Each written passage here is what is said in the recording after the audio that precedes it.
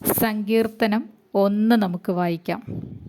ദുഷ്ടമനുഷ്യരിൽ നിന്ന് നമ്മെ കാക്കുന്ന ഈ സങ്കീർത്തനം നമ്മൾ വായിച്ച് ശക്തിപ്പെടണം.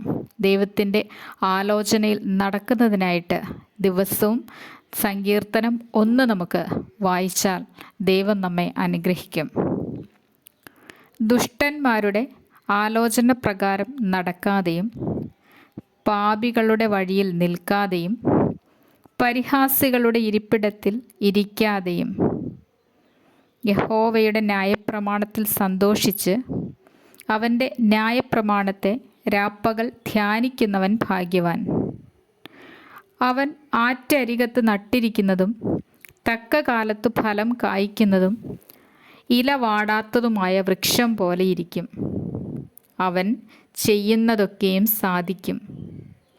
ദുഷ്ടന്മാർ അങ്ങനെയല്ല, അവർ കാറ്റുപാറ്റുന്ന പതിർ പോലെയത്രേ.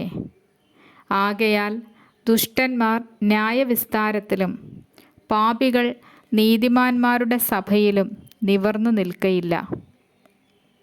യഹോവ നീതിമാന്മാരുടെ വഴി അറിയുന്നു, ദുഷ്ടന്മാരുടെ വഴിയോ നാശകരമാകുന്നു. ആമേൻ. ദൈവം സങ്കീർത്തനത്തിലൂടെ നമ്മളോട് പറയുന്നത് ദുഷ്ടന്മാരുടെ ആലോചന പ്രകാരം നടക്കരുത്. നമ്മുടെയൊക്കെ ജീവിതത്തിൽ ഓരോ ദിവസവുമുള്ള ആലോചന ദൈവത്തോടു കൂടിയുള്ളതായിരിക്കണം. ദുഷ്ടമനുഷ്യർ പറയുന്ന ആലോചനകളെ തിരിച്ചറിയാൻ നമുക്ക് സാധിക്കണം. പല കെണികളും കൊണ്ടുപോയി നമ്മെ ചാടിക്കാൻ ദുഷ്ടൻ ഈ ലോകത്തിൽ ഉഴറി നടപ്പുണ്ട്.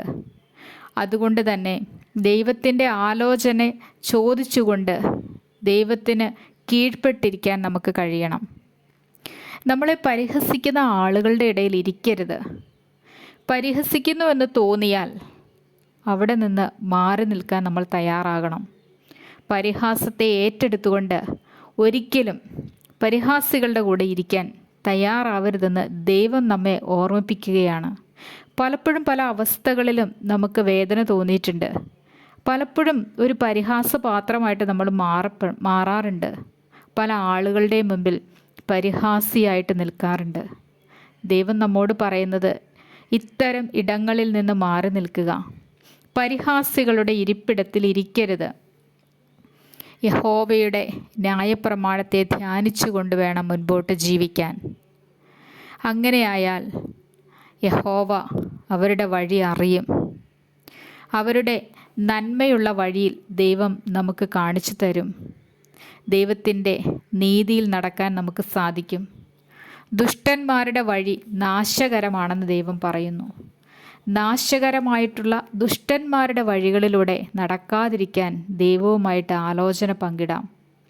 ഇന്നത്തെ തലമുറകളൊക്കെയും ദൈവത്തിങ്കലേക്ക് നേടുന്നതിനായിട്ട് നമുക്ക് പ്രാർത്ഥിക്കാം.